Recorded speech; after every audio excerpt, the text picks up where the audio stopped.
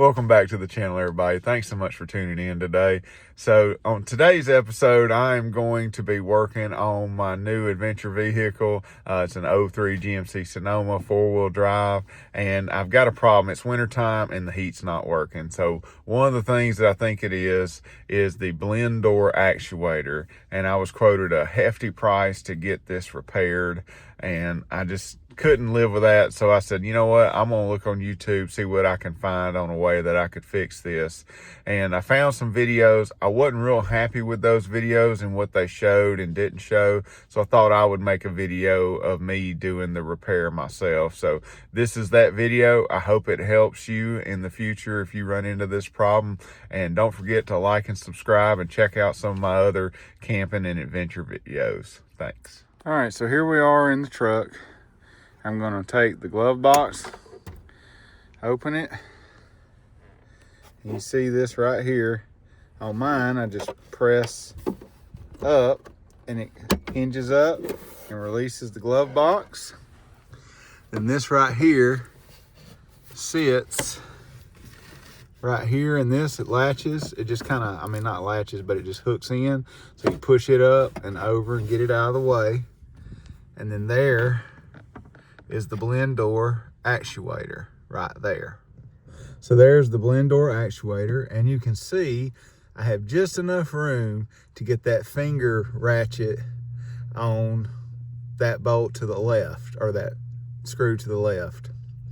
So I'm working it out now. This one right here is going to be a little bit more difficult, but I'm using that finger ratchet, and so far it's working. I will update you in a moment. All right, screw number one out. This was the one on the left I was just showing you.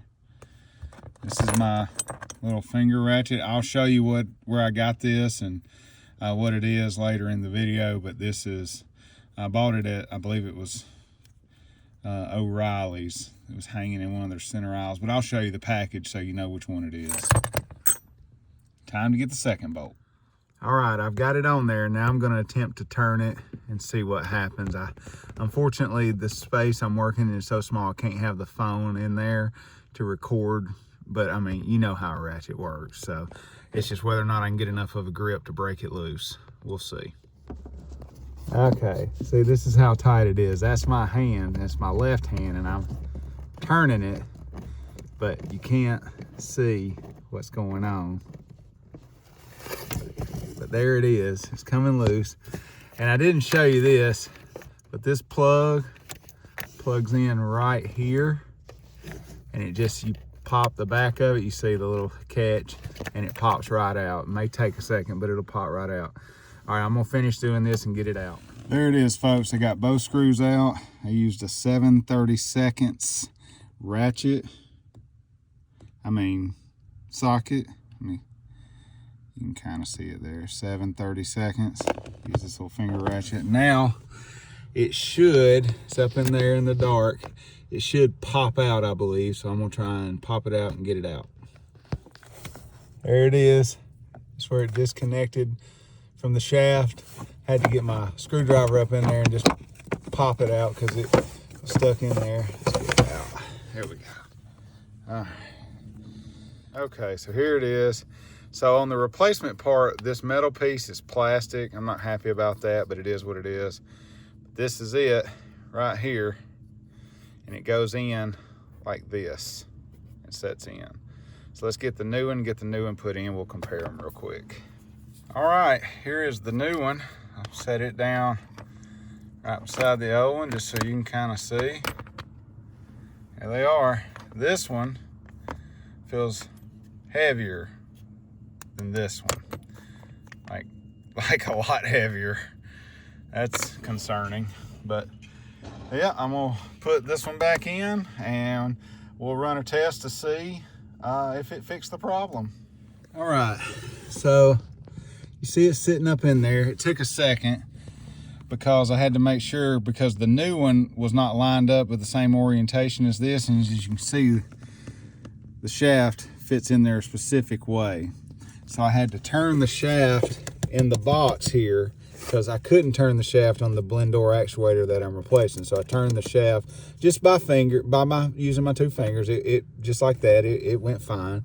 So now it's sitting on there. Now I've got to screw it back in, plug the plug back into it right here, and then put this back right here into that slot, and we can test it.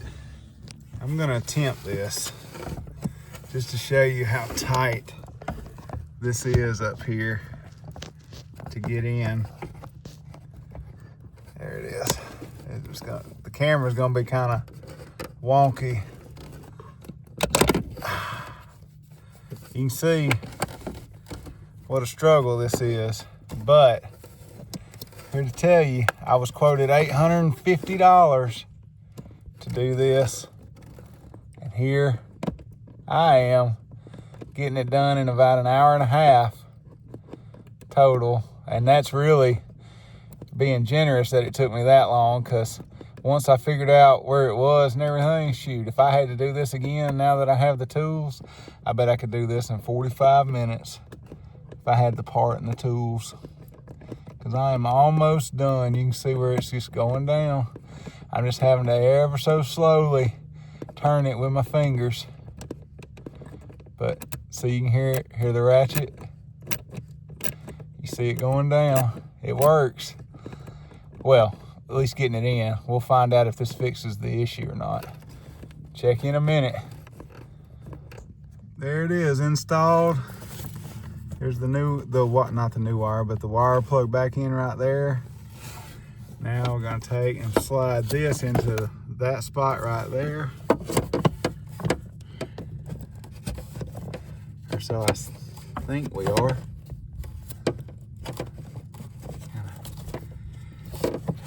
Get it. It's been a couple, I've done this over a couple of days, so it goes back in there somehow. Let's see. Okay.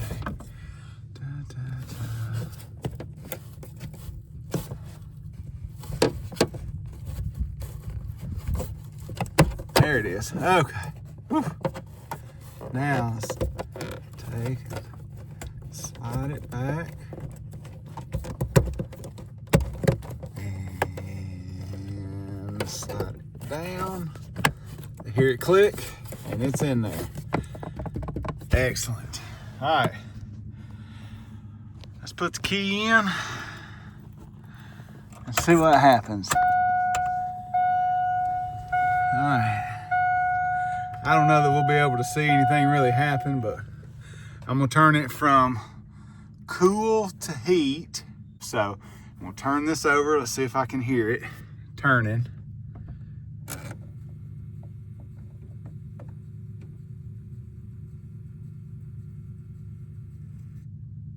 Okay, I heard it. It was much quieter than the old one. I'll say that.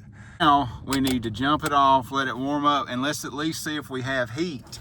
Because that was part of my problem, is I don't have heat.